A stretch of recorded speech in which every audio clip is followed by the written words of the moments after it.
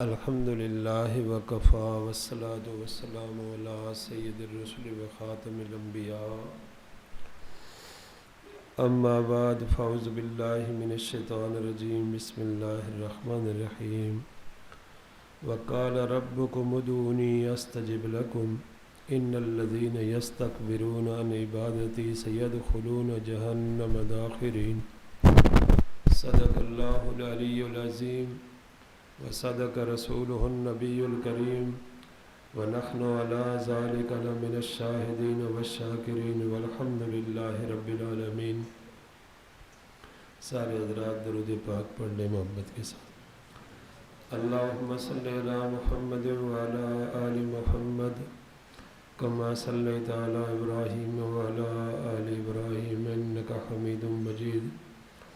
اللہم بارک علی محمد وعلی آل محمد کما بارکت علی ابراہیم وعلی آل ابراہیم انک حمید مجید۔ مسلم کے دل میں یا رب، مسلم کے دل میں یا رب وہ پر اثر دعا دے جو کفر کو مٹا دے، توحید کو جلا دے۔ توحید کا گلستان برباد ہو چکا ہے، پھر رشک باغ رضواں یا رب اسے بنا دے۔ اس نور کی طرف سے مسلم کے دل کو گرما جو قلب پرسکون کو درد آشنا بنا دے۔ لیم مؤذنوں کے وہ لطف و مدیت جو برہمن کے دل سے ناقوس کو بھلا دے۔ سارے جہاں میں گونجے تکبیر کی صدائیں، ہے التجا ولی کی یہ دن اسے دکھا دے۔ واجب الاحترام بزرگوں، دوستوں اور قابل قدر بھائیوں، اللہ پاک جل شانہ نے ہم سب بھائیوں کو اس دنیا میں مختصر وقت کے لیے بھیجا ہے۔ دنیا عارضی ہے، آخرت ہمیشہ ہمیشہ رہنے والی ہے۔ دنیا کی ہر چیز بھی عارضی ہے، آخرت کی ہر چیز ہمیشہ والی ہے۔ الدنیا دار العمل والآخرت دار الجزاء۔ دنیا عمل کی جگہ ہے اور آخرت اس پہ بدلے کی جگہ ہے۔ لیکن اس وقت ہم سارے بھائی دنیا کے اندر پھنستے چلے جا رہے ہیں۔ اللہ سے دعا ہے کہ اللہ ہمیں آخرت کی فکر عطا فرما دے۔ مولانا جلال الدین رومی رحمۃ اللہ علیہ نے کتاب لکھی ہے مثنوی شریف، تو حضرت نے دنیا اور آخرت کی ایک مثال دی ہے۔ حضرت فرماتے ہیں کہ ایک بادشاہ تھا بڑا نیک۔ اللہ نے اس کو ایک بیٹا دیا، بیٹا جوان ہو گیا، بادشاہ کے دل میں بیٹے کی شادی کی فکر شروع۔ بیوی سے مشورہ کیا کہ بیوی بات یہ ہے کہ میں نے بیٹے کی شادی کرنی ہے، لیکن میری شرط یہ ہے کہ بچی نیک ہو، صالحہ ہو، متقیہ ہو، اللہ کا ڈر رکھنے والی ہو۔ اگر بڑے خاندان سے مل جائے تو فابیہ، اگر نہ ملے تو غریب خاندان سے ہو، میں نے بچی نیک لینی ہے بچے کے لیے۔ بادشاہ نے بیوی کو قائل کر کے بچے کی شادی ایک لڑکی کے ساتھ کر دی۔ بڑے سال گزر گئے، اللہ نے اولاد نہ دی۔ بادشاہ بڑا پریشان، صلحاء، علماء، وزراء سب جمع کیے کہ میری یہ پریشانی ہے، ایک اولاد ہے، اس کے بچہ ہے، اس کے گھر میں اولاد نہیں ہے۔ تو وہاں پہ پتہ چلا کہ بادشاہ سلامت اولاد ہو کیسے؟ تیرے بچے پہ فلاں جادوگر بوڑھی عورت نے جادو کیا ہوا ہے، وہ اپنی بیوی سے نفرت کرتا ہے اور اس جادوگر بوڑھی عورت سے محبت کرتا ہے، اولاد گھر میں ہو کیسے؟ بادشاہ بڑا پریشان۔ بادشاہ نے رو رو کے اللہ سے دعائیں مانگی، صدقے خیرات کیے۔ اللہ نے ایک غیبی آدمی بھیجا، اس نے کہا آؤ بادشاہ میرے ساتھ۔ وہ بادشاہ کو ایک پرانی بوسیدہ قبر پہ لے گیا، مٹی ہٹائی، اندر سے ایک بال آیا، اس میں کئی گرہ لگی ہوئی تھی۔ وہ سورۃ فلق اور ناس پڑھ پڑھ کے آدمی دم کرتا چلا گیا، ایک ایک گرہ کھولتا چلا گیا۔ جب آخری گرہ کھلی تو اللہ نے لڑکے کا جادو ختم کر دیا۔ اب لڑکے کی نگاہ جب اس بدصورت بوڑھی عورت پہ پڑی تو اس کی نفرت کی کوئی انتہا نہیں تھی، اور جب اپنی خوبصورت نیک صالح بیوی پہ نگاہ پڑی تو اس کی افسوس کی کوئی انتہا نہیں کہ میں نے محبت کس سے کی ہے اور نفرت کس سے کی ہے۔ یہ واقعہ بیان کر کے حضرت فرماتے ہیں کہ اے ایمان والو، تم سارے کے سارے شہزادے ہو، دنیا کی مثال اس نیک خوبصورت صالح بیوی کی سی ہے، اور آخرت کی مثال نیک خوبصورت بیوی کی سی ہے، اور دنیا کی مثال اس بدصورت بوڑھی عورت کی سی ہے۔ لیکن جس طریقے لڑکا اس جادوگر بوڑھی بدصورت عورت سے محبت کرتا تھا اور اپنی نیک صالح خوبصورت بیوی سے نفرت کرتا تھا، لیکن جب اس کا جادو کھلا تھا نا، پھر اس کی افسوس کی کوئی انتہا نہیں تھی کہ میں نے محبت کس سے کی ہے اور میں نے نفرت کس سے کی ہے۔ فرمایا اس وقت اس جادوگر اس دنیا نے نا ہمارے اوپر جادو کر دیا گیا ہے، جس کی وجہ سے تم اسی دنیا سے محبت کرتے ہو، اپنی آخرت سے نفرت کرتے ہو، لیکن جب موت کا معاملہ آئے گا، آگے سارا نظام سامنے شروع ہو جائے گا، پھر بندہ افسوس کرے گا، لیکن بھائی وقت گزر جائے گا۔ اب جس طریقے دنیا میں رہنے کے کئی اسباب ہیں، اللہ پاک نے دنیا میں ہم نے زندگی گزارنی ہے، اس کے لیے ہمیں بڑے سے سببوں کی ضرورت ہے۔ بنیادی طور پر 3 بڑے بڑے سبب ہیں جن سے انسان روزی حاصل کرتا ہے۔ یا تو تجارت کے ذریعے روزی حاصل کرے گا، یا ذمہ داری کے ذریعے کرے گا، یا ملازمت کے ذریعے۔ جس طریقے دنیا کو کمانے کے لیے اللہ نے کئی ذرائع بنائے ہیں، اسی طرح اللہ نے آخرت کو بنانے کے بھی کئی ذرائع بنے ہیں۔ اس میں تھانوی صاحب رحمہ اللہ فرماتے ہیں اسباب اعظم جو بڑا سبب ہے سببوں میں، وہ آخرت بنانے کا دعا ہے۔ اور اللہ خود فرمان میں قال ربکم ادعونی استجب لکم، میرے بندو مجھ سے دعا مانگو، میں رب تمہاری دعا کو قبول کروں گا۔ یہ دعا الدعاء مخ العبادت ہے، دعا عبادت کا مغز اور نچوڑ ہے۔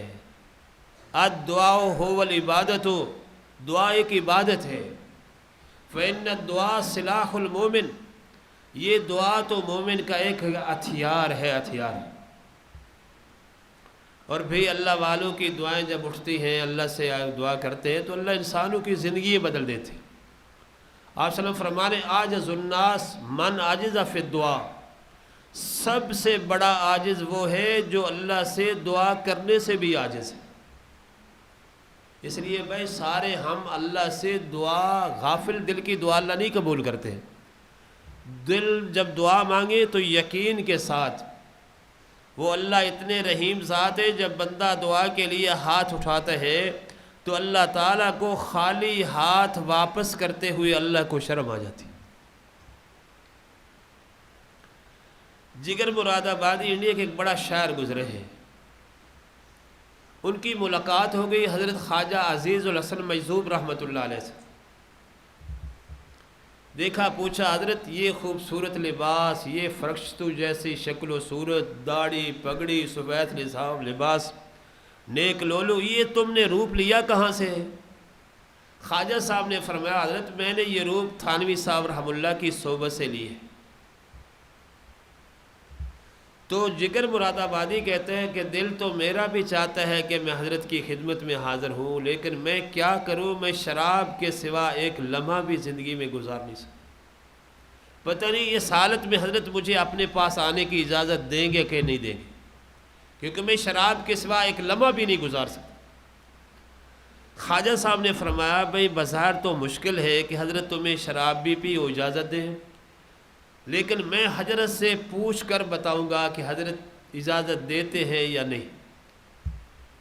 خواجہ صاحب تشریف لے گئے تھانوی صاحب کی صحبت میں، تو سارا واقعہ عرض کیا کہ جگر ملا تھا، جگر نے یہ خواہش ظاہر کی تھی کہ میرا دل چاہتا ہے میں حضرت کی صحبت میں جاؤں، لیکن کیا کروں کہ میں شراب کے سوا ایک لمحہ بھی نہیں رہ سکتا۔ اس حالت میں حضرت پتہ نہیں مجھے وہاں شراب پینے کی اجازت دیں گے کہ نہیں۔ تو فرمایا خواجہ صاحب تم نے کیا جواب دیا تھا؟ میں نے جواب دیا تھا کہ مشکل ہے حضرت آپ کو ٹھہرا لیں وہاں۔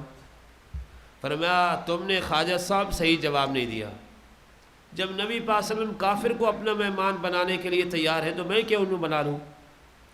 جاؤ تو خواجہ صاحب جگر کو میرے سلام کہنا آ جاؤ، یہ خانقاہ تو ایک قومی ملکیت ہے، اس میں نہیں ٹھہراؤں گا، میں جگر کو اپنا گھر دے دوں گا، وہاں جگر جانے اور جگر کا خدا جانے۔ بس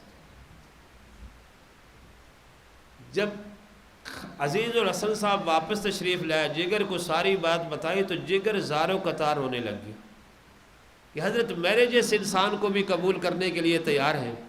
جگر چلا تھانوی صاحب کی خدمت میں پہنچ گیا، کہتے حضرت میرے لیے دعا فرما دے کہ پہلی دعا یہ کریں کہ اللہ میں شراب پی کا عادی ہوں، مجھے اللہ شراب چھڑا دے۔ بس تب یک زمانہ صحبت با اولیاء، بے طرز 100 سال عبادت بے ریا۔ اللہ والوں کے لمحے میں صحبت میں ایک لمحہ کے لیے پہنچنا 100 سال کی بے ریا عبادت سے اللہ کے افضل ہے۔ اب دعا ایک ایسی نعمت ہے بندے کی زندگیاں بدل کے رکھ دیتی۔ تھانوی صاحب سے دعائیں کرتے گئے کہ حضرت یہ دعا کریں، تو حضرت دعا اللہ سے مانگتے گئے۔ پہلی دعا یہ کریں کہ میں جگر شراب کا عادی ہوں، میرا اللہ مجھے شراب چھڑوا دے۔ دوسری دعا یہ کریں کہ داڑھی منڈاتے تھے، اللہ مجھے داڑھی رکھنے کی توفیق عطا فرما دے۔ تیسری دعا یہ کریں اللہ مجھے حج بیت اللہ نصیب کرا دے۔ چوتھی دعا یہ کریں کہ اللہ میری بخشش فرما دے۔ تھانوی صاحب نے 4 دعائیں کر دی۔ جگر مراد آبادی اٹھا اور واپس چلا، وہی تہیہ کر لیا کہ مر جاؤں گا لیکن زندگی میں شراب نہیں پیوں گا۔ جگر واپس بیمار ہو گیا، اسپتال میں پہنچ گیا، قومی شہر تھا، بڑے بڑے ڈاکٹر پہنچ گئے۔ انہوں نے کہا جگر صاحب یہ آپ کا فیصلہ ٹھیک نہیں ہے، ایسے تو آپ مر جائیں گے فوری شراب چھوڑیں گے تو۔ کہا بھائی سے ڈاکٹر صاحب مجھے یہ بتاؤ۔ انہوں نے کہا کہ شراب یک لخت نہ چھوڑے، تھوڑا تھوڑا کر کے چھوڑے۔ کہا اگر میں تھوڑا تھوڑا کر کے شراب چھوڑوں گا تو کتنی مدت میں زندہ رہ لوں گا؟ تو انہوں نے کہا جی اگر آپ یک لخت چھوڑیں گے تو فوری مرنے کا خطرہ ہے، اگر آہستہ آہستہ چھوڑیں گے نا تو ہے 18-20 سال اور زندہ رہ جائیں گے۔ کہا بھئی میں اگر 18-20 سال زندہ رہوں اور اپنے اللہ کو ناراض کر کے مر جاؤں، اس سے بہتر ہے کہ میں آج ہی مر جاؤں اور اللہ کو راضی کر کے چلا جاؤں۔ میں مر جاؤں گا لیکن شراب نہیں چھوڑوں گا۔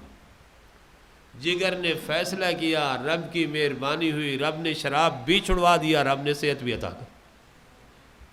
اللہ والوں کے ہاتھ اٹھے ہوئے تھے، اللہ نے حج پہ بلا لیا۔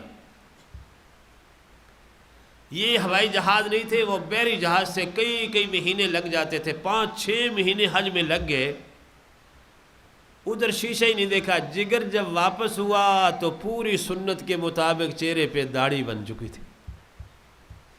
تو وہاں جب آیا نا بندرگاہ پہ تو وہاں شعر پڑا، چلو جو دیکھ آئیں معاجرہ جگر کا، سنا ہے وہ کافر مسلمان ہو گیا۔ بس میرے بھائیو یہ داڑھی بھی ایسی نعمت ہے نا، اللہ ہم سب کو جن کی نہیں ہے اگر تو اللہ رکھنے کی توفیق دے، اگر کتراتے ہیں تو سنت کے مطابق ایک بالش سے کم داڑھی نہیں ہے۔ اس کی ہمارے بزرگ عجیب مثال دیتے ہیں۔ دیکھیں اگر بندے کا زیر حلیہ سنت کے مطابق نہیں ہوگا تو اس کے 2 بڑے بڑے دشمن ہیں، ایک اس کا نفس دشمن ہے اور ایک اس کا شیطان دشمن ہے۔ تو یہ اپنے دشمنوں سے اپنی حفاظت نہیں کر سکے گا۔ اس کی مثال جیسے کبوتر ہے، آپ اگر کبوتر کا زیر حلیہ بگاڑ دیں، اس کے پر قطر دیں، تو وہی کبوتر بلی کتے سے اپنی حفاظت نہیں کر سکے گا۔ آپ نے زیر حلیہ بدلا ہے، لیکن اگر اس کے پر صحیح ہو تو اپنے ہر دشمن سے اپنی حفاظت۔ اسے ہی فرمایا کہ اگر تم چہر حلیہ بدل دو گے تو اپنے بڑے بڑے دشمنوں نفس اور شیطان سے حفاظت نہیں کر سکتے۔ باقی میں اللہ کے احسان سمجھے کہ اللہ نے داڑھی بندے کی زینت بنائی ہے۔ ہمارے نے ایک مدرسے ٹاؤلی سے بچہ پڑھا، اس کا حافظ بن گیا، آج تو وہ جوان ہے لیکن اس کی اللہ نے داڑھی اگائی نہیں ہے۔ بس اس کے والد بیچارہ کہتا مولانا بچے کی کوئی جگہ بنا دیں. میں نے کہا یار کیا جگہ بنائے؟ نہ تو کوئی ایمان مت کے لیے قبول کرتا ہے، نہ اس کو جناب اللہ تدریس کے لیے قبول کرتا ہے. کیونکہ یہ داڑھی اللہ کو ایسی پیاری ہے، اللہ نے ایک فرشتوں کی جماعت پیدا کی ہے، قیامت تک پڑے گی سبحان الذی من زین الرجال باللحیٰ وزین النساء بالزوائب. پاک ہے وہ اللہ جس نے مردوں کو خوبصورت بنایا داڑھیوں کے ساتھ، عورتوں کو خوبصورت بنایا والوں اور میڈیوں کے ساتھ. یہ تو مرد کا حسن ہے بھائی. تو اللہ نے داڑھی بھی پوری، حج بھی نصیب کرا دیا، اور اللہ نے شراب بھی چھڑوا دیا، اور فرماتے کہ مجھے اللہ سے دعا ہے کہ میرا اللہ میری آگے بخشش بھی فرما دے گا. اس لیے دعا دیکھیں، ایک دعا ہے اللہم اغفر لی وللمؤمنین والمؤمنات والمسلمین والمسلمات. یہ دعا کیسی نعمت ہے. جو بندہ 27 مرتبہ اس کی پابندی کر لے گا، ہر روز مانگے اللہ میری بھی بخشے، ہر مومن مرد عورت مسلمان مرد سب کی بخشے فرما دے، اللہ اس بندے کو مستجاب الدعوات بنا دے گا. اور اللہ کسی بندے کی دعا بھی ضائع نہیں کرتے. ہم جو دعائیں مانگتے ہیں نا، اللہ دعا کو ضائع نہیں کرتے. شرط یہ ہے کہ دعا غافل دل سے نہ ہو، پوری توجہ کے ساتھ. حدیث میں آتے ہیں جب تم دعا مانگتے ہو اللہ 3 کاموں میں سے ایک ضرور کر دیتے. پہلی بات، یا تو اللہ وہی دعا قبول فرما لیتے ہیں. دوسری بات کہ تم دعا کرتے ہو اللہ کو آسمانوں سے مصیبت تکلیف بھیجتے ہیں، اللہ اس دعا کے صدقے اللہ اس تکلیف اور مصیبت کو دور کر دیتے ہیں. تیسرا یہ کہ اللہ اس دعا کو آخرت میں ذخیرہ فرما دیتے. اس لیے ایک تو بھئی اللہ تعالیٰ سے دعا کا اہتمام ہو، کیونکہ آپ فرما رہے ہیں عاجز الناس من عاجز فی الدعا. سب سے بڑا عاجز وہ ہے جو اللہ سے دعا مانگنے میں بھی عاجز ہے بس. اور دوسرا فرمایا ابخل الناس من بخل بالسلام. اور دنیا میں سب سے بڑا بخیل وہ ہے جو سلام کرنے سے میں بخل کرتے ہیں. دیکھو آخرت کمانے کے اللہ نے ہمیں بڑے بڑے سبب دیے. ایک تو اب موبائل ہر بچے کے پاس ہے، ہر بڑے کے پاس ہے. دن میں پتہ نہیں کتنی مرتبہ اس نے فون کرنے بس. اگر ہم اسی پہ السلام علیکم جب بھی ہو السلام علیکم ورحمۃ اللہ وبرکاتہ، السلام علیکم 10 نے کیے، ورحمۃ اللہ 20 نے کیے، وبرکاتہ 30 نے کیے، مغفرت 40 نے کیے. حضرت عبداللہ ابن عمر رضی اللہ تعالیٰ عنہ بازار، حضرت ابو طفیل رحمہ اللہ کو ساتھ لے کر جا رہے، بازار سے پھر کے واپس آ گئے. دوسرے دن پھر حضرت چلو میرے ساتھ بازار. اس نے کہا حضرت نہ آپ شے کو خریدتے ہیں، نہ بیچتے ہیں، نہ بھو پوچھتے ہیں، نہ کھانا ہے نہ پینا، آپ بازار کیا کرنے جاتے ہیں؟ فرمایا بھائی میں بازار میں اپنی آخرت بنانے کے لیے جاتا ہوں. بندے زیادہ ملیں گے، سلام زیادہ ہو جائے گا، نیکیاں زیادہ درج ہو جائیں گی. یہ تو اللہ پاک نے سلام جب بھی فون کرے ہیلو نہیں، خدا حافظ نہیں کرتے ہوئے بھی سلام کر لے، اور جب ختم کرے پھر بھی السلام علیکم ورحمۃ اللہ وبرکاتہ. تو اللہ پاک جل شانہ نے ہم کو موقع دیے ہے آخرت بنانے کا. حدیث میں آتا ہے اذا لقی احدکم فلیسلم علیہ، جب بھی تم میں کوئی آپس میں ملے تو فوراً ایک دوسرے کو سلام کرو. پھر فرمایا فإن حالت بینہما بینکما شجرۃ او حجر او جدار ثم لقیا فلیسلم. فرمایا تم چلے ہو آگے کوئی دیوار آ جائے، کوئی درخت آ جائے، کوئی جناب اللہ ستون آ جائے، پتھر آ جائے، پھر ملو، پھر ایک دوسرے کو سلام کہو. تو دیکھو سلام کی سلام انا اول الناس باللہ من بدا بالسلام. اللہ کی رحمت، اللہ کی مغفرت کا زیادہ جو مستحق ہے نا وہ بندہ ہے جو بندہ سلام پہل کرتا ہے سلام میں. اور سلام میں پہل کرنا ایک ایسا انعام ہے، البادئ بالسلام بارئ من الکبر. حدیث میں آتا ہے جس بندے کے دل میں ذرہ برابر تکبر ہوگا اللہ اس کو جنت میں داخل نہیں کرے گا، اور جو بندہ سلام میں پہل کر لے گا اللہ اس بندے کو تکبر سے بری فرما دے گا. کتنا بڑا مختصر سا علاج ہے. اسی حدیث میں آتا ہے حضرت عبداللہ ابن سلام رضی اللہ تعالیٰ نے فرماتے ہیں کہ جب نبی پاک صلی اللہ علیہ وسلم مدینہ طیبہ تشریف لائے، میں آپ صلی اللہ علیہ وسلم کی خدمت میں حاضر ہوا میں نے آپ کے چہرے مبارک کو دیکھا تو میرے نے پہچان لیا، عرفت ان وجہ لیس بوجہ کذاب، کہ یہ چہرہ جھوٹے کا چہرہ نہیں ہے۔ اور سب سے پہلی کلام جو آپ صلی اللہ علیہ وسلم نے مدینہ طیبہ میں فرمائی وہ تھی یا ایھا الناس افشوا السلام، اے لوگوں سلام کو پھیلاؤ۔ اور قیامت کی نشانی یہ ہے کہ جان پہچان پہ سلام ہوگا، عام سلام نہیں ہوگا۔ اس لیے بھائی ایک تو ہم سلام کو خوب پھیلائیں، گھر میں بھی بندہ جائے بسم اللہ پڑھ کے دعا کر کے گھر جائے تو گھر والوں کو بھی السلام علیکم ورحمۃ اللہ وبرکاتہ، پھر درود پاک پڑھ لے، سورۃ اخلاص پڑھ لے تو اللہ اس گھر والوں کو بھی رزق وسیع دیں گے، اور اللہ ان کی اس کی برکت سے اللہ اس کے پڑوسیوں کو بھی رزق وسیع دیں گے۔ ایک تو سلام کے بارے میں سلام خوب پھیلاؤ بھائی۔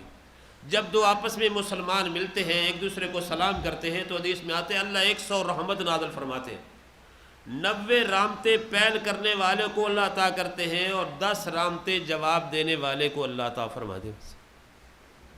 اس لیے ایک تو بھائی سارے ہم اس کا اہتمام کریں کہ سلام کو خوب پھیلایا جائے، دعا کا اہتمام کیا جائے۔ تیسری بات حضرت عبداللہ ابن سلام فرماتے ہیں یا ایھا الناس افشوا السلام وأطعموا الطعام، کھانا کھلاؤ بھائی۔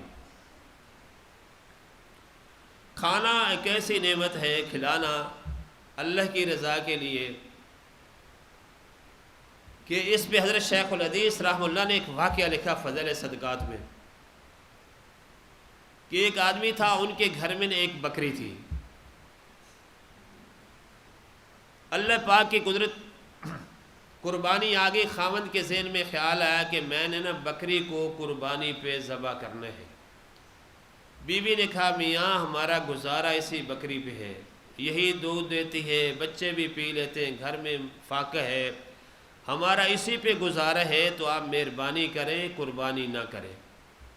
اس عورت نے خاوند کو سمجھا کے قربانی کرنے سے روک دیا۔ اللہ کی قدرت کچھ دنوں کے بعد ان کے گھر میں ایک مہمان آ گیا۔ خاوند نے کہا بے بیوی بات یہ ہے مہمان بھی آ گیا ہے، گھر میں شے بھی کوئی نہیں ہے۔ وہی بیوی جو قربانی کرنے سے خاوند کو بکری کے ذبح کرنے سے روک رہی تھی، اس نے مشورہ دیا کہ میاں یہ ایک بکری ہے، اللہ پھر دے گا، مہمان کا اکرام کریں، اس کو ذبح کریں کہ میں پکا کے دیتی ہوں، لیکن ایسے کریں کہ اس کو چھپا کے گھر سے باہر لے جائیں، وہاں بکری کو ذبح کریں تاکہ ہمارے بچے نہ دیکھیں اور پریشان نہ ہوں۔ خاوند چھپا کے بکری باہر لے گیا، اس نے جا کر چھپ کر بکری کو ذبح کیا۔ بیوی تھوڑی دیر کے بعد دیکھتی کیا ہے کہ مکان کی چھت پہ ایک بکری کھڑی ہے اور نیچے آنا چاہتی ہے۔ وہ سمجھی کہ شاید یہ بکری خاوند سے دوڑ کے آ گئی۔ وہ جا کر بتانے گئی کہ میاں وہ بکری تو ہمارے گھر پہنچ گئی ہے جو تم ذبح کرنے کی لائے تھے۔ جب جا کر دیکھا تو خاوند نے تو بکری ذبح کی ہوئی ہے۔ اب اس عورت نے خاوند سے کہا کہ اللہ نے ایک بکری گھر میں بھیج دی ہے اور وہ بکری نیچے آنا چاہتی ہے۔ خاوند نے کہا پھر وہ ہمارے رب کا عطیہ ہے۔ وہ واپس آئے، بکری کو نیچے اتارا۔ حضرت ابو الربیع رحمہ اللہ ایک بزرگ ہیں، وہ فرماتے ہیں کہ جب وہ دودھ نکالنے لگے تو ایک تھن سے دودھ اور ایک تھن سے شہد۔ فرمایا جب مجھے پتہ چلا یہ معاملہ ہے فلاں گھر میں ایک بکری ہے، اس کے ایک تھن سے دودھ آتا ہے ایک سے شہد آتا ہے، تو میں راستے میں نے برتن لیا کہ میں جا کے ذرا چیک تو کروں کہ بات واقعی ہے ایسی ہے کہ یہ ایسے ہی افواہ پھیلی ہوئی ہے۔ میں گھر گیا، میں نے دستک دی، عورت آئی، کون ہو؟ میں نے کہا میں ابو ربیع فلاں بزرگ ہوں۔ تو اس نے کہا کیسے آئے ہو؟ فرمایا مجھے پتہ چلا ہے تمہارے گھر میں ایک ایسی بکری ہے جس کے ایک تھن سے دودھ آتا ہے اور ایک تھن سے شہد آتا ہے۔ نے کہا جی بالکل بکری موجود ہے۔ اس عورت نے بکری باہر نکالی۔ وہ فرماتے ہیں میں نے اپنے ہاتھوں سے دودھ نکالا، ایک تھن سے شہد اور ایک تھن سے دودھ۔ میں نے کہا یہ کیا معاملہ ہے؟ اب عورت نے سارا معاملہ سمجھایا کہ ہمارے گھر میں کوئی چیز نہیں تھی، مہمان آیا، ہم نے اللہ کے محبوب کا حکم ہے، فرمان ہے کہ تم اپنے مہمان کا اکرام کرو بھائی۔ تو میں نے خاوند کو مشورہ دیا کہ اللہ دے گا، بس مہمان کا تو اکرام کریں۔ اللہ نے اس کے بدلے میں یہ بکری بھیجی، ہم نے بکری ذبح کی، اللہ نے بدلے میں بھیجی۔ اب اس کے ایک تھن سے دودھ آتا ہے اور ایک سے شہد آتے ہیں۔ اور پھر اللہ کا یہ احسان ہے کہ ہمارے گھر میں 100 مہمان بھی آ جائے، نہ ہمارا دودھ ختم ہوتا ہے نہ ہمارا شہد ختم ہوتا ہے۔ مہمان کا اکرام ایک بہت بڑا انعام ہے، پھر اللہ دیتے بھی ایسے بس۔ حضرت حسین رضی اللہ تعالیٰ عنہ، حضرت حسن رضی اللہ تعالیٰ عنہ، حضرت عبداللہ ابن جعفر رضی اللہ تعالیٰ عنہ، یہ تینوں بھائی نا حج پہ جا رہے تھے، راستے میں قافلے سے بچھڑ گئے، بڑی شدید بھوک لگی ہوئی ہے، پیاس ہے، چلتے چلتے ایک جھونپڑی کے پاس پہنچے، مائی بیٹھی ہوئی ہے، پوچھا مائی پیاس بڑی ہے، کچھ چیز ہے؟ اس نے کہا بھائی میرے بیٹو ایک بکری ہے وہ کھڑی ہے، اس کا دودھ نکال لو پی لو، پیاس لگی ہوئی تو۔ شہزادوں نے دودھ نکالا پی لیا۔ کہتے ہیں مائی بھوک بھی بڑی ہے، کچھ شے کھانے کو ہے؟ تو مائی کہتی ہے بیچاری یہ میرے گھر میں ایک بکری ہے، یہی ذبح کر دو، میں پکا کے تمہیں بنا دیتی ہوں، کھا لینا۔ شہزادوں نے ذبح کی، مائی نے بکری کا گوشت بنایا، ان کو دیا، شہزادے کھا کے جانے لگے۔ تو فرمایا مائی ہم ہاشمی ہیں، قریشی ہیں، مدینہ طیبہ کے رہنے والے ہیں، حج پہ جا رہے ہیں، راستہ بچھڑ گئے تھے، تیری جھونپڑی میں پہنچے ہیں، اگر اللہ تجھے لے کے آیا نا مدینہ طیبہ تو ہم تیری بکری کا بدلہ چکا دیں گے انشاءاللہ۔ حج پہ چلے گئے، واپسی ہوئی، مائی بیچاری خامد شامی آیا، اس نے پوچھا بکری کہاں ہے؟ اس نے کہا ایسے شہزادے آئے تھے، ایک ہاشمی قریشی نام بتائے ہیں، تو ان کے میں نے مہمان نوازی میں میں نے ان کے لیے بکری ذبح کر دی، وہ بھوکے تھے چلے گئے۔ خامد تھوڑے ناراض ہوا، چپ کر گیا، ان کے گھر میں فاقہ آیا، تو دونوں کو مشورہ ہوا چلو بھائی مدینہ طیبہ چلتے ہیں۔ مدینہ طیبہ پہنچ گئے، دن کو اونٹوں کی مینگنیاں اٹھاتے، بازار میں بیچتے، تھوڑا سا گزارے کا پیسہ ملتا۔ ایک دن مائی گزر رہی تھی بازار سے، حضرت حسن رضی اللہ تعالیٰ عنہ گھر کے باہر کھڑے تھے، دیکھا مائی کو پہچان گئے، فرمایا مائی مجھے پہچانتی ہے؟ مائی نے کہا میں تو نہیں پہچانتی۔ فرمایا مائی میں وہی تیرا بکری جس کو دودھ بھی پلایا تھا، گوشت بھی کھلایا تھا، وہ میں تیرا وہی مہمان ہوں بھائی۔ تو فرمایا غلاموں کاٹ دیا، 1000 بکری جمع کرو بھائی، 1000 دینار لاؤ، 1000 دینار دیا، 1000 بکری دی۔ فرمایا اس کو میرے بھائی حضرت حسین رضی اللہ تعالیٰ کے پاس لے جاؤ۔ وہ جناب بکریاں دے کر حضرت حسین رضی اللہ تعالیٰ کے پاس بھیجا۔ ان کو پتہ چلا کہ بھائی نے کیا دیا، 1000 بکری دی ہے، 1000 دینار دیا، 1000 بکری 1000 دینار انہوں نے دیا۔ پھر کہا ہمارے بھائی عبداللہ ابن جعفر کے پاس لے جاؤ۔ انہوں نے پوچھا کہا کتنا مال دیا؟ انہوں نے 1000 بکری۔ حضرت عبداللہ ابن جعفر رضی اللہ تعالیٰ عنہ نے 2000 بکری 2000 دینار دے کر کہا بھائی یہ تمہاری بکری کا بدلہ ہے بس۔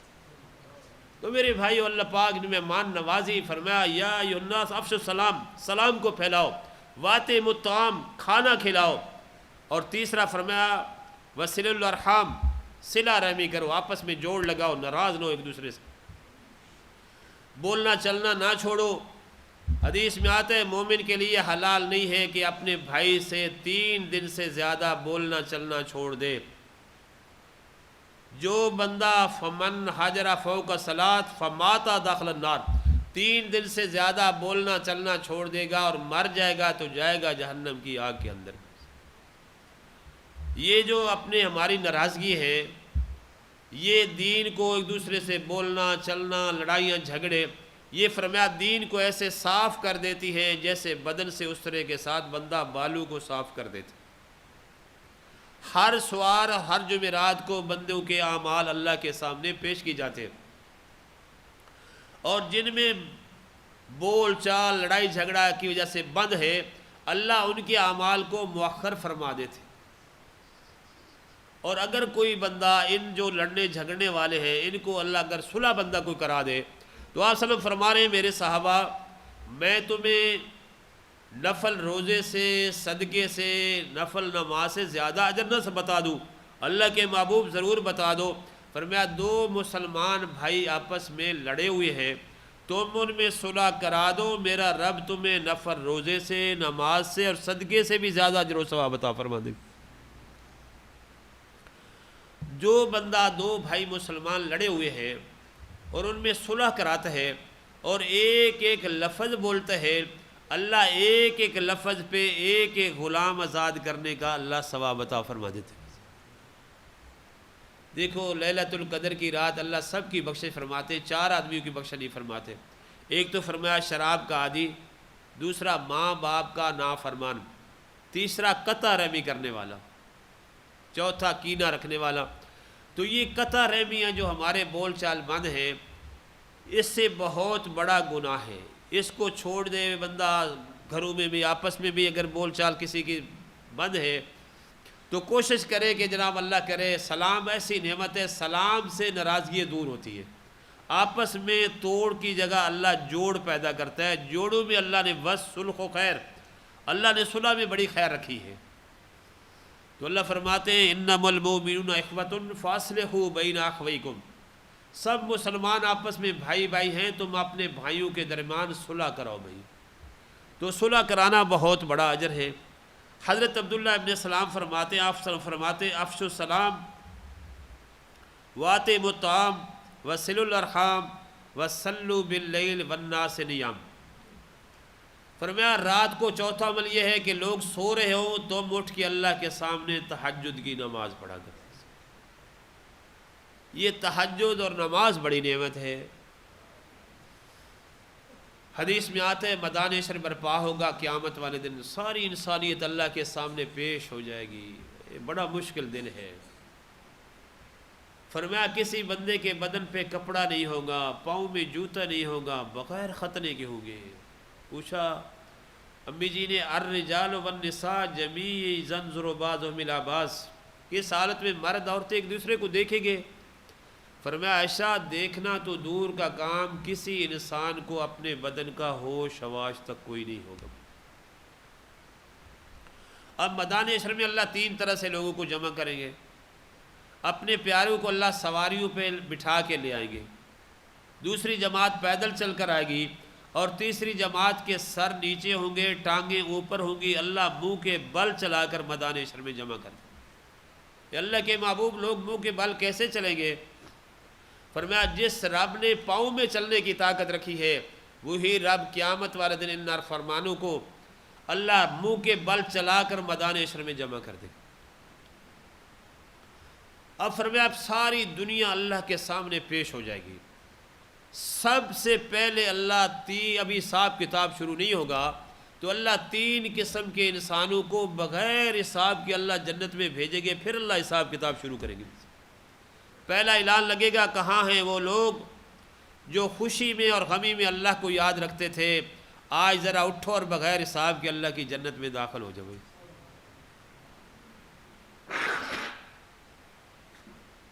یہ ہماری جب شادیاں آتی ہیں نا تو اس میں بالکل انسان اپنے اللہ کو بھول جاتا ہے بھائی۔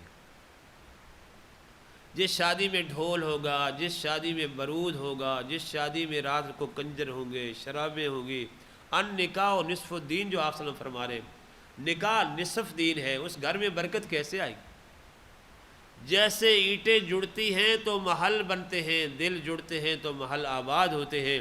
دلوں کو جوڑنا فرش والوں کا کام نہیں ہے، دلوں کو جوڑنا اکیلے عرش والے کا کام ہے۔ اب شادی میں اللہ کو یاد رکھو گے، غمی میں یاد رکھو گے تو اللہ اس دن یاد رکھے گا جب کوئی کسی کو یاد کرنے والا کوئی نہیں ہوگا بس۔ اس لیے شادی سب سے بڑی شادی بابرکت وہ ہے جس میں سادگی اور کم سے کم خرچ۔ دوسرا فرمایا اعلان لگے گا، کہاں ہیں وہ لوگ جن کے پہلو رات کو بستروں سے علیحدہ رہتے تھے، آج تہجد پڑھنے والوں تم بھی اللہ کی بارگاہ میں کھڑے ہو جاؤ بس۔ ایک مختصر جماعت کھڑی ہوگی اور اللہ فرمائیں گے جاؤ آج تم بھی بغیر حساب کے اللہ کی جنت میں داخل ہو جاؤ بس۔ یہ تہجد کی نماز ایسی نعمت ہے۔ حضرت داؤد علیہ السلام پہ اللہ نے وہی بھیجا، داؤد وہ بندہ جھوٹے ہے جو میں اللہ کے ساتھ محبت کا دعویٰ کرتے ہیں، رات آتی ہے پھر سو جاتا ہے۔ ہر عاشق یہ چاہتا ہے وہ اپنے محبوب کے ساتھ تنہائی میں ملاقات کرے اور میرے ساتھ محبت کا دعویٰ کرے، اور رات آئے اور سو جائے، وہ اپنے دعوے میں سچا نہیں ہے بس۔ تہجد کی 2 رکعتیں دنیا و ما فیہا سے بہتر۔ تہجد میں 5 فائدے ہیں۔ سب سے پہلا فائدہ یہ ہے کہ یہ نیک اور صالحین لوگوں کا طریق ہے۔ دوسرا یہ ہے اس سے اللہ کی محبت ملتی ہے، اللہ کا قرب ملتا ہے تہجد کی نماز سے۔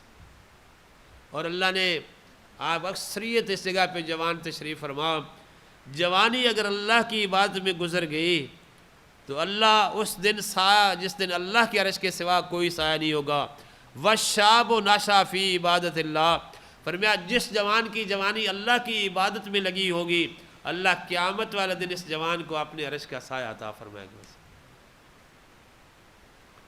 ہارون الرشید ہیں، 16 سال بچے کی عمر ہے، اس بچے نے حکومت چھوڑی ہے، بادشاہی چھوڑی ہے، اور یہ بچہ بصرے میں مزدوری کرتا ہے۔ ابو عامر رحمہ اللہ ایک بزرگ ہیں، وہ فرماتے ہیں مجھے مزدور کی ضرورت پڑی تو میں بازار میں گیا، میں نے کہا مجھے مزدور چاہیے، اور یہ بچہ زمین پہ بیٹھ کر قرآن کی تلاوت کر رہا تھا۔ انہوں نے اشارہ کیا کہ یہ بچہ مزدور ہے۔ میں نے کہا بیٹا مزدوری کرو گے؟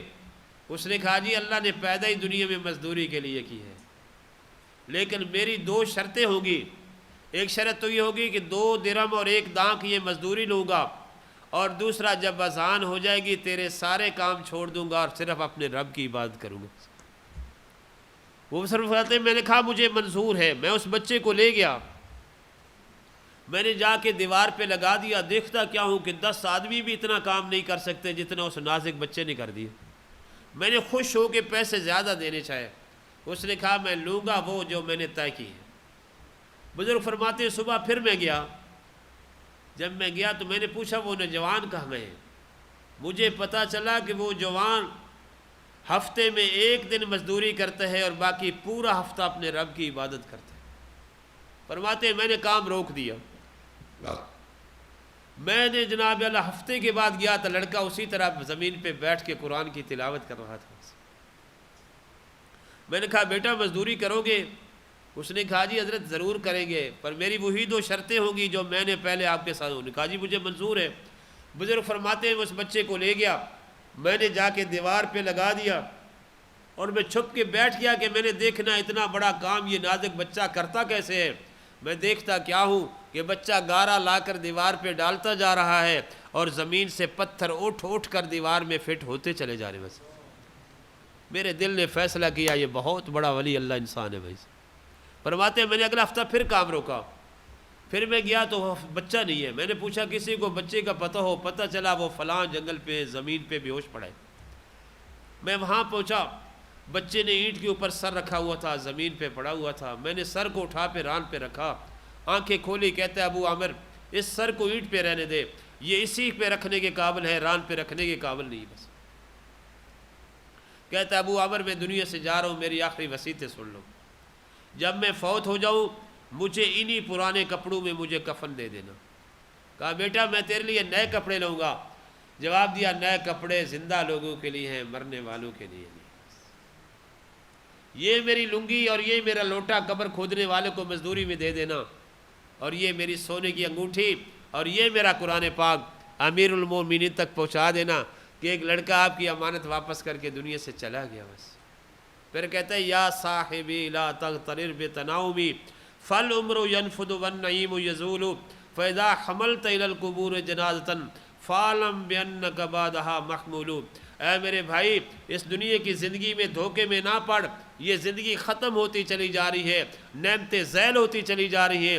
جب کسی کا جنازہ اٹھا کر قبر تک لے جائے جان لے کہ ایک دن تیرا جنازہ بھی اسی طرح اٹھ ہی جائے گا۔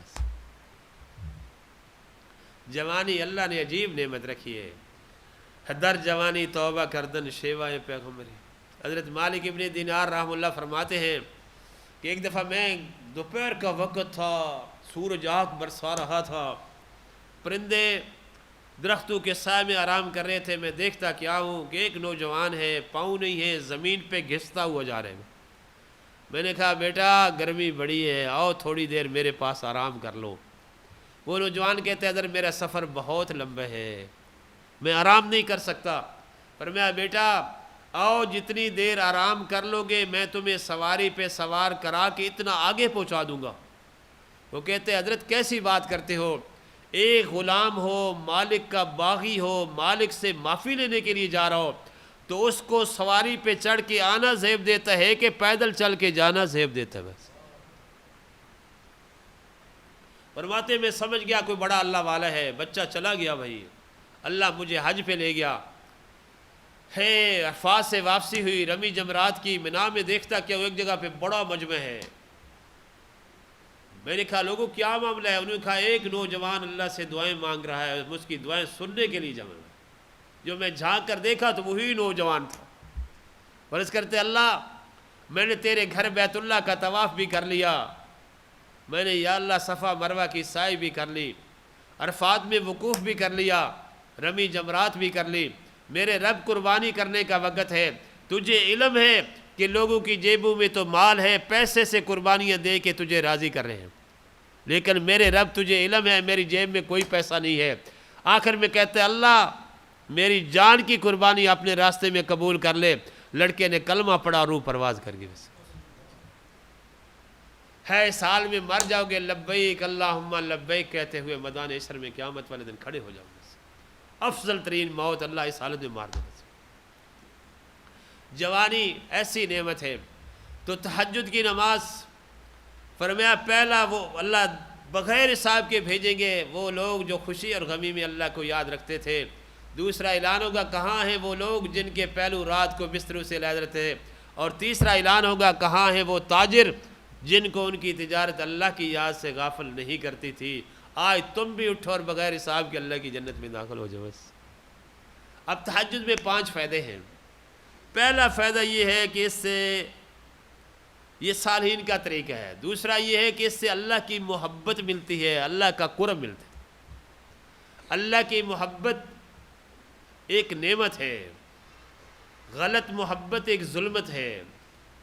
اللہ کی محبت نیک نامی کا ذریعہ ہے، غلط محبت بدنامی کا ذریعہ ہے۔ اللہ کی محبت سے دلوں میں سکون آتا ہے، غلط محبت سے دلوں میں پریشانی آتی ہے۔ اللہ کی محبت سے چہروں پہ نورانیت آتی ہے، غلط محبت سے چہروں پہ ویرانیت آتی ہے۔ اللہ کی محبت سے خلوص پیدا ہوتا ہے، غلط محبت سے حسد پیدا ہوتا ہے۔ اگر غلط محبت والے کئی ایک جگہ پہ جمع ہو جائیں، ایک دوسرے کی جان لینے والے بن جائیں، اور اللہ کی محبت والے ایک جگہ پہ جمع ہو جائیں، ایک دوسرے پہ جان قربان کرنے والے بن جائیں۔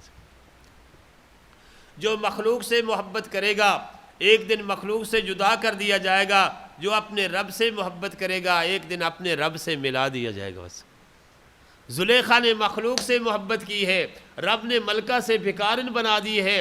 یوسف علیہ السلام نے رب سے محبت کی ہے، رب نے کنان کے کنویں سے اٹھا کر مصر کے خزانوں کا رب نے وارث بنا دی ہے۔ اس سے تہجد کی نعمت وہ ہے۔ اب دیکھیں اللہ کتنے رحیم ذات ہے۔ اگر بھائی نہیں پڑھ سکتے نیت کر کے سو جاؤ۔ نیت کیا نعمت ہے؟ قاری محمد طیب صاحب رحمہ اللہ لکھتے ہیں، حدیث پاک نقل کرتے، قیامت والے دن اللہ جب میدان حشر کھڑا ہوگا ساری انسانیت، فرمائیں گے میرے ملائکہ میرے فلاں فلاں بندے کے نامہ مال میں ساری زندگی تہجد کا ثواب درج کر دو۔ یا اللہ جو پڑھی تو ایک دن بھی کبھی نہیں۔ اللہ فرمائیں گے یہ غریب سوتے ہوئے نیت کر کے سوتے تھے، آج میں رب ان کو نیت پہ ثواب عطا فرماتا ہوں۔ اللہ پاک کتنی رحیم ذات ہے۔ پھر یہ تہجد اللہ وقت نہ اللہ سے دعا کی قبولیت کا بڑا وقت ہے۔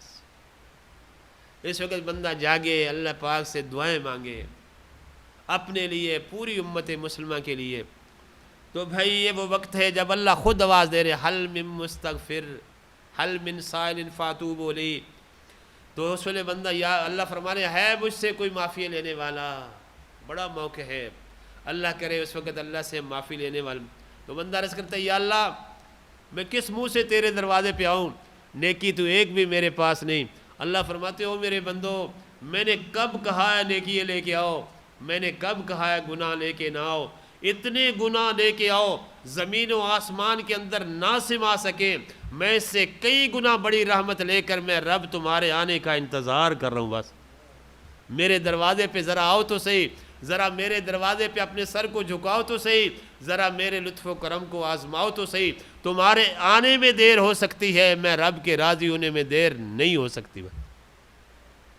اللہ کرے ہمیں اس وقت رونا آ جائے۔ اللہ سے رونا بڑی نعمت ہے۔ دیکھو اللہ نے بندے کو پیدا کرتا ہے نا، 2 چیزیں سکھا کے بھیجتا ہے۔ ایک اللہ بچے کو منہ ہلانا سکھا کے بھیجتا ہے، دوسرا اللہ بچے کو رونا سکھا کے بھیجتا ہے۔ اللہ سمجھاتے ہیں کہ دیکھو بچہ منہ ہلاؤ گے تو رزق ملے گا، تو ہمیں سبق دیا ہاتھ ہلاؤ گے تو رزق ملے گا. پھر بچے کو کہا رو آگے تو تم رو گے تمہاری ماں کو ترس آئے گا. اللہ فرماتے ہیں میرے سامنے روگے تو میں رب کو ترس آئے گا. 3 آنکھوں کو اللہ جہنم کی آگ نہیں دیکھنے دیں گے. ایک وہ آنکھ جو جہاد میں پیرا کے دے گی، ایک وہ آنکھ جو غیر محرم پہ پڑنے سے بند ہوگی، اور تیسری وہ آنکھ جو اپنے اندر سے ایک آنسو کا قطرہ گرا کے چلی گئی. حدیث میں آتا ہے جو آنکھ رو گئی اس پورے بدن کا جہنم میں جانا ایسے ہی مشکل ہے جیسے تھنو سے نکلے والے دودھ کا دوبارہ تھنو میں واپس جانا مشکل ہے. تہجد میں تیسری نعمت یہ ہے کہ اللہ اس سے گناہ معاف کرتے ہیں. چوتھا یہ ہے کہ اللہ تعالیٰ گناہوں سے بچا لیتے ہیں. بندہ آہستہ آہستہ اللہ سے تعلق لگتا جاتا ہے. آگے یہ ہے کہ اللہ تہجد پڑھنے سے بندے کو تندرستی بھی عطا فرما دیتے ہیں. اللہ پاک سے دعا ہے جو باتیں کہی سنی اللہ عمل کی توفیق.